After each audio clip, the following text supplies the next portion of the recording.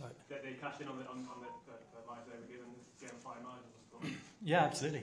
If you give good players a second chance, there's a good chance they'll hurt you. And we bowled fantastically well at the start to take early wickets and give ourselves a chance. And if we managed to take those 2 chances, I believe we would have gone on to win the game. You haven't been able to bat out the 50 overs in any of the 3 games. Is there anything you would put that down to, or? No, we just need to be better. Absolutely, we just haven't played our best by a long stretch, going back to the T20s as well. So I think individually and collectively, just to reflect quickly, because there's not much time, but just what things we need to get back to what we do really well as a team. We've not played a lot of ODI cricket in the recent past, and maybe just working out the rhythm of the game again. And but we just haven't played our best, and actually not playing our best at Lords, and today we still get up to a score that gives us a chance. Have you been surprised at all by the white ball? It seems to have moved more often at any time in the last few years, probably more so than the red ball. Yeah, certainly. There's probably been more swing in the games than I can remember. Usually go to the oval is somewhere that's traditionally an excellent batting wicket, and that was a tough conditions, or whether that was the overheads or the wicket, and the ball moved around, and going back to the T20s as well. So I think it has probably moved more than I've seen in a recent past. Is that down with the balls, or is it?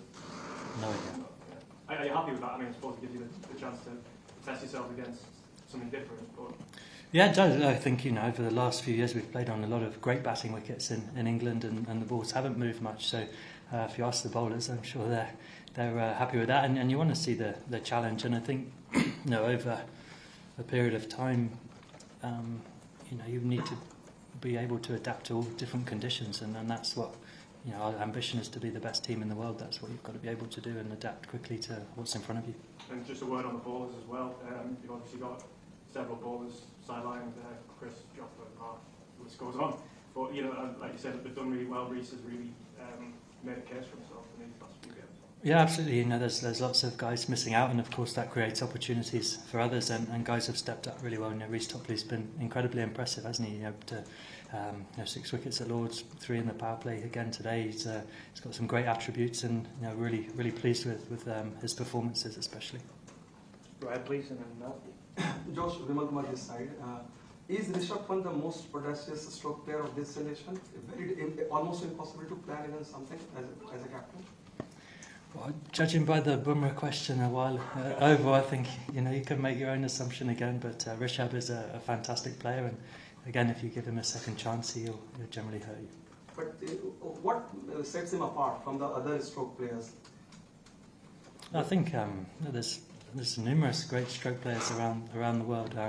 Rishabh is a very fearless player. He's someone who is great to watch. He's brilliant for the game in all formats. He's an exciting player to watch, and it's probably his mentality that seems to set him apart. He obviously has fantastic talent, but he's someone who looks like a really fearless cricketer, and looks like he gets great backing to go and play however he wants to play.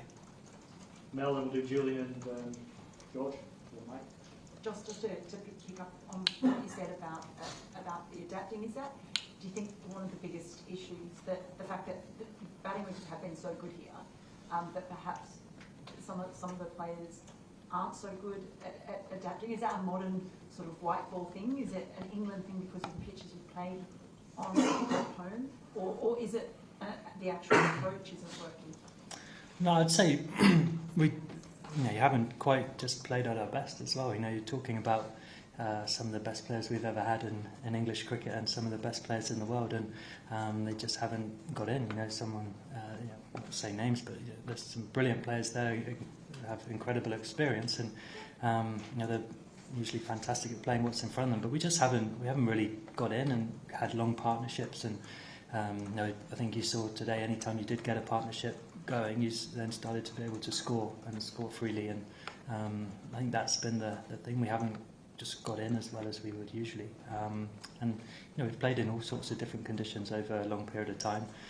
For us as a team, the sort of slow wickets are generally the bigger challenge for the style of cricket we would like to play, but I do believe we can at our best impose ourselves still on those types of wickets, which actually allows us to get bigger scores than maybe we used to on those kind of wickets as well. You just have to play better. It's as simple as that.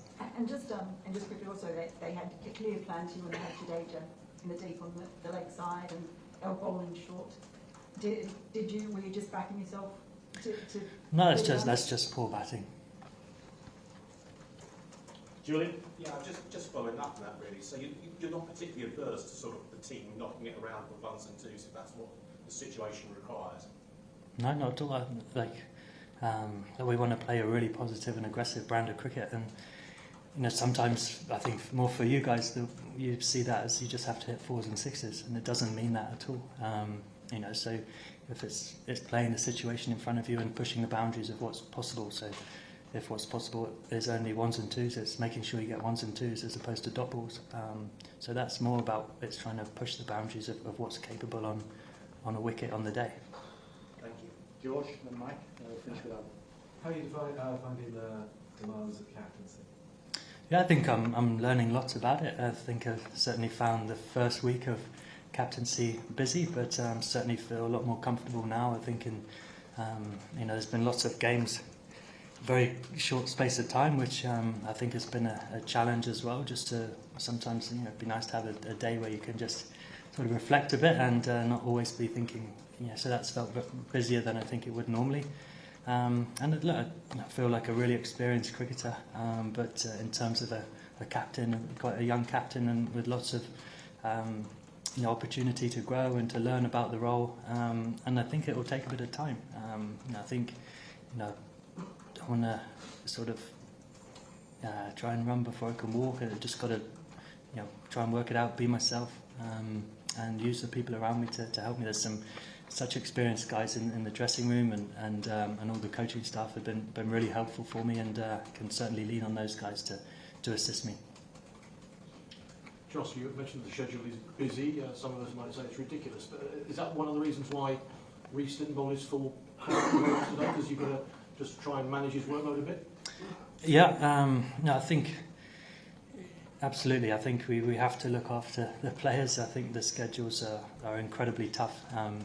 The thought of a 3.5-hour bus journey tomorrow to then play another 50-over game on Tuesday is probably there's risks there, especially for the bowlers. So we'll have to manage those guys and maybe look to rest a few guys. And again, that creates opportunities for others as well, which is great. There's lots more guys sat on the sidelines who are wanting to have that opportunity. Matthew Potts comes into the squad for the South Africa series. He's obviously been doing brilliantly well in the Test series. So there's another guy who's exciting to see in ODI cricket if he gets his chance. But yeah, certainly for someone like Reece, who's he's been through a lot with his poddy and his career, and I think he has a great understanding of what he needs. So it'll probably be a good conversation with him and all the bowlers to sort of see how they're travelling, because I don't want to get to a point where we push guys too far. Last one, Adam. Josh, just on a more personal note, you've obviously 2 weeks through this month of loads of white ball cricket, first month as captain. How do you sum up that in terms of your batting and your captaincy? How do you feel about your game? I feel really good about my game. I think I've been in some of the best form of my life, and you don't lose that overnight. So I still feel in great touch. Form isn't just about the results you get in terms of the score. Sometimes you score runs and you don't feel great at all. So I feel very good about my own game, and I'm just sort of, like I said to the question before, just learning the art of captaincy, how what it looks like to me, and that's my style, and how I sort of manage it is going to develop over time with experience. And it's felt exactly the same thing as a player. You can't buy experience, and again, the same with the captaincy. I have to use those experiences over time. Of course, you want to accelerate that learning as quickly as you can, but sometimes you do just need a bit of time. And there's been a bit of change, obviously, for the group. We have a new coach as well, so yeah, it's just sort of letting that bed in as quickly as possible, but it might take a bit of time. Would you say that over the next 2 weeks, that finding your own style is one of the key focuses for yourself? Yeah, well, just being myself is going to be my style, but just sort of more about managing my own time. I think around For like the morning of a game, I've obviously been a player for a long time. I was very clear as to what my morning looks like in terms of how I'd always prepare. So again, it's just finding that rhythm of what it looks like on the morning of a game, what it looks like at training, so I think I'll work that out for myself.